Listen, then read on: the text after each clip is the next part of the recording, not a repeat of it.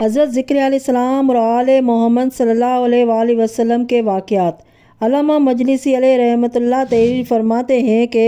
سعد بن عبداللہ نے حضرت صاحب الامر علیہ السلام سے اس وقت چند سوالات کیے جبکہ آپ بہت کم سن تھے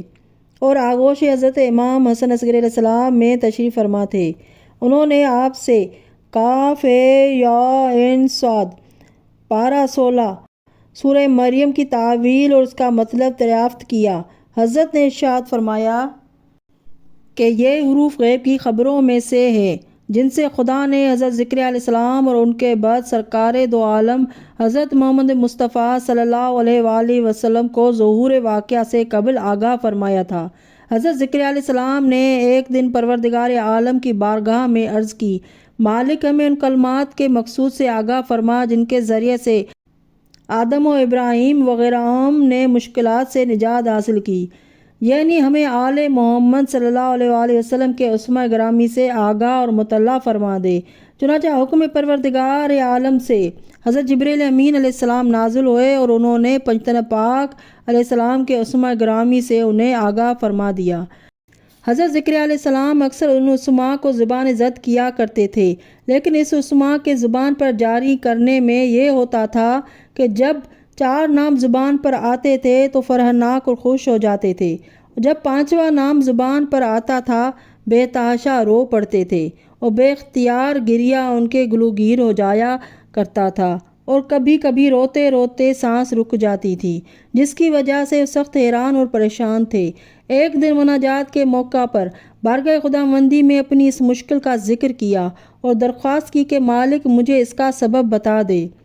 ان کے اس درخواست پر خداوند عالم نے بذریعہ وحی انہیں آگاہ فرمایا، جس سے کتاب خدا کے مذکورہ لفظ میں حروف کے ذریعہ سے اشارہ کیا گیا ہے۔ کاف سے کربلا، ہے سے آل محمد صلی اللہ علیہ وآلہ وسلم کی ہلاکت، یہ سے یزید پلیت لعنتی، عین سے آتش حسینی اور صاد سے صبر آل محمد صلی اللہ علیہ وآلہ وسلم مراد ہے۔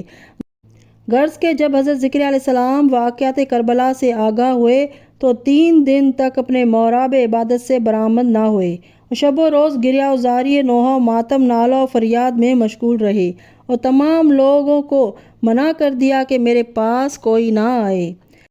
روایت میں ہے کہ وہ اپنے معبود سے فریاد کرتے تھے اور کہتے تھے کہ مالک تو اپنے ایسے بندے کے دل کو کیوں کر مجروح ہونے دے گا جس کے لیے تو نے اس کائنات کو بنایا ہے اور جو تیرا حبیب خاص ہوگا۔ اے مالک تو کیوں کر علی و فاطمہ کو مصیبت و رنج کے اتنے عظیم سمندر میں ڈالے گا، اور کیسے تو ان کے غم و اندو کی فراوانی پر لوگوں کے دلوں کو صدمے کے آمہ جگہ بنائے گا۔ مالک ہم جانتے ہیں کہ مقدرات کا ظہور ہو کے رہے گا، لیکن اے میرے مالک ہمارا دل بے حد رنجیدہ ہو گیا ہے، ہمارے آنسو اس عظیم غم کے تصور سے آنکھوں میں نہیں تھمتے۔ اے مالک اب میری یہ خواہش ہے کہ مجھے ایک ایسا فرزند عطا فرما جسے میں بے حد چاہتا اور مانتا ہوں، یعنی اس کی بے پناہ محبت میرے دل میں قائم کر دے، پھر اسے مصائب و آلام میں مبتلا کر کے میرے دل کو ان مصائب کی وجہ سے حد درجہ غمگین اور رنجیدہ بنا دے، تاکہ مجھے وہی صدمہ پہنچے جو حضرت محمد مصطفیٰ صلی اللہ علیہ وآلہ وسلم کو پہنچے گا۔ روایت میں ہے کہ حضرت ذکر علیہ السلام کی یہ دعا قبول ہوئی اور حضرت یحییٰ علیہ السلام کا تولد عمل میں آیا اور وہ بھرپور مصائب و آلام میں مبتلا کیے گئے۔